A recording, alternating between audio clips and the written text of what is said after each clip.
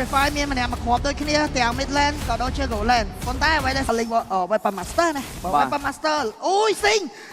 អត់ First Blood ដល់តែគូសិនបុក First Blood បាត់ហើយបាទនោះបាទរូបភាពហ្នឹងការពីម្សិលកលេចទៅមើលនៅខាងក្រោមវ៉ាឌូគេបិទ Lane ហើយបោះវល់មួយជាប់ម្ដាយ Knock back Flicker ឬ Flick អត់ Flicker អាយ៉ាអត់ Flick មិនកើតបាទគូសែនលើ item goal ទៅលើជាមួយនឹង Sing នោះចង់មក K goal អូយ Felix អាចនឹងជួនកោបទូ Passive ដាក់ចាក់ឡើងជាមួយអរគុណទៅកាន់ Brave ស្មៃដែលធ្វើឲ្យ Felix ឡើងជាបាត់ឲ្យធ្ងន់កភ្លាមជាមួយនឹងការដាក់បន្ទុកម្ដាយពីរដៃអូយខាង Pro Sport កំពុងតែធ្វើបានល្អបាទសេងចង់ទៅណាក្រាកទេជាមួយនឹងការ clear lane ភ្លាម chaos ល្មិចម្ដាយពីរដៃបាក់កសេងបាត់ហើយបាទលទ្ធផល4នាទី44នាទីអត់បាយពងមន់ទេបាទពីស៊ីបយូបុកយកទៅដល់ចាប់ជោបោកវាយជាមួយនឹងអូពេដែលសារតែគេដឹងថាមាន flicker ដូចគ្នាមកដែរបោកស៊ីក៏មិនដែរដូចគ្នាចាច់ព្រីលៀនវាយមកឌូក្នុងបំជាមួយនឹងការបាញ់យកសល់ជាម្ដាយអត់មាន energy បាញ់នោះទេអូហូយបាទ6ឃើញ map ស៊ីងរត់រួចណាម្ដាយគេបោកវាយក្នុងផ្ទះដូចមិញម្ដាយពីរដៃរះយកស៊ីងអត់មានបញ្ហាស៊ីងគេកាប់3តង់អាយ៉ាសួតបាត់ហើយបាទងន់ហើយបាទជាមួយនឹងការក្បាលហ្គេមរបស់យើងក្បាលប្រកួតបាទច្រើនណា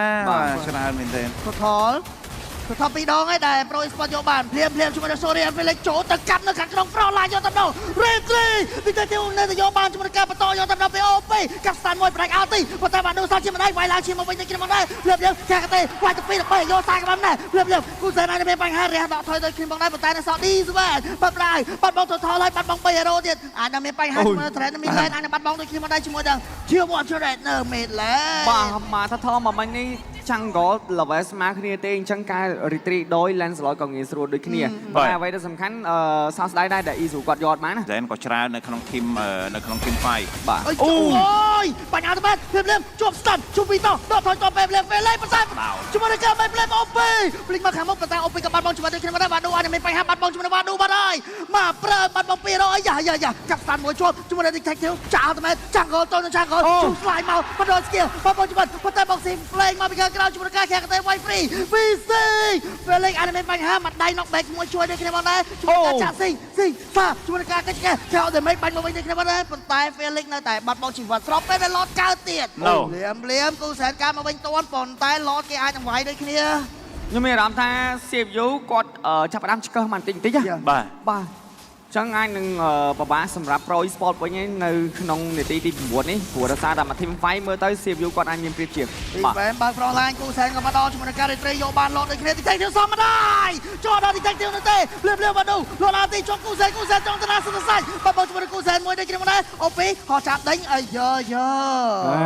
ក្លុកពេញ map ភ្លាមបោះវ៉នមួយដូចគ្នាជាមួយនឹងការបន្ត ultimate មានតែ plane បោះមកទៅគេបើក ulti វាយយកទៅដល់ទៅលើ Felix មានបញ្ហាលោឈាមខ្លាំងតែការដកថយ Detective ក៏មកដល់ចាក់អត់មែនជាប់ជ្រួព្រីលៀនប៉ុន្តែជាប់គូសែនចូលតាកដល់ក្នុងត្រេតទី3យកតែម្ដងអូម៉ៃជីតែទី3ត្រេតនឹងខាងផ្លូវ top lane drop stand មួយជាប់បុកស៊ីប៉ុន្តែទីស្វែងមិនផ្លែជាមួយការ flicker ភ្លាមបាត់បង់ជាមួយ OP ស៊ីក៏មានបញ្ហាប៉ុន្តែបុកស៊ីអាចជាអ្នកបន្តទៅគ្នាមកដែរមានការដេញវាយកាប់ stand កាប់ flick ជាមួយនឹងការ flick counter មកពី box ស៊ីអាយ៉ាបងប៉ះគ្នាpassive ហ្នឹងធ្ងន់វាលេង minute លេងមានអីទៀតអា passive តែក្រហមហ្នឹងបាទហ្នឹងហើយ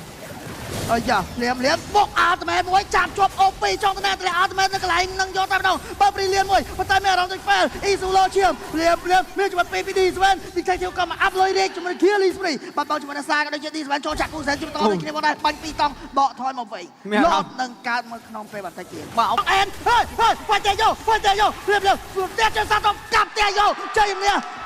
វគ្គទី1 Secure ពី CMU Gaming